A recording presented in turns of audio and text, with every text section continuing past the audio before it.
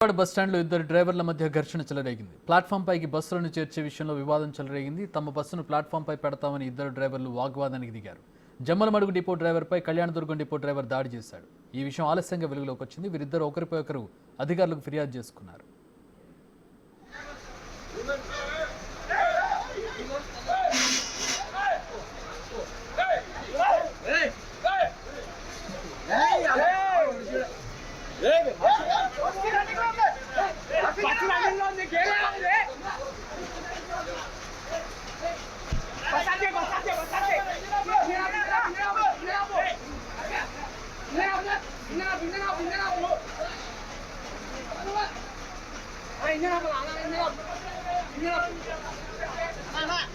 Bus వచ్చే ముందరికి ఇంజనాబు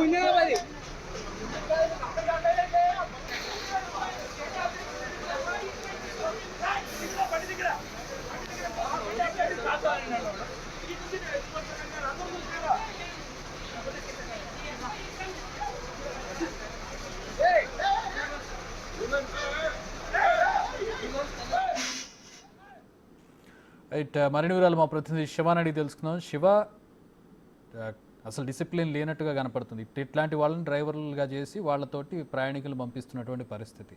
ఏంటి గొడవ ఎందుకు జరిగింది? అసలు బస్సులు ప్లాట్ఫామ్ మీద చేర్చడానికి ఒక పద్ధతి ఉంటుంది కదా, దానికి సంబంధించి ఏమైంది? ఎందుకు గొడవ జరిగింది? చక్రి మొత్తం మీద చూసుకుంటే విజయవాడ బస్ స్టాండ్ లో ఇద్దరు డ్రైవర్ల మధ్య గొడవ జరిగింది. ఒకరిపై ఒకరు బాహ్యభాగిగా జరిగిన సంఘటన విజయవాడలో జరిగింది. సగంట అయితే ఆలస్యంగా వెళ్తుంది.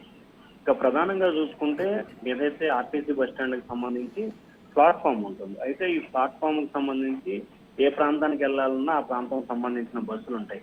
ప్రధానంగా చూసుకుంటే ముఖ్యంగా రాయలసీమకు సంబంధించిన ప్రాంతాలు తిరుపతి కానీ, కర్నూలు, అనంతపురం జిల్లాలకు వెళ్లాల్సిన బస్సులకు సంబంధించి కూడా ఒకే చోట ఒకే ప్లాట్ఫామ్, 2 ప్లాట్ఫామ్ ఉంటాయి. కానీ సాయంకాల టైం కానీ, ఉదయం టైం కానీ 3-4 బస్సులు అక్కడికి ఒకే చోట చేరుకునే పరిస్థితి కనిపిస్తుంది. ఈ క్రమంలో అక్కడికి ప్లాట్ఫామ్ దగ్గరికి 1-2 ప్లాట్ఫామ్లే ఉంటాయి, బస్సులు మాత్రం 4-5 వస్తాయి.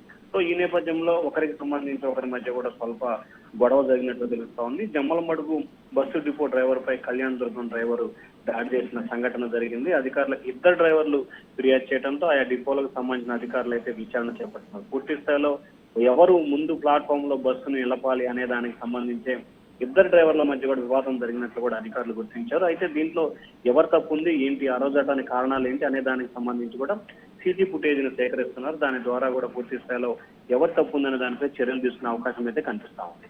All right, thanks for the update Shiva.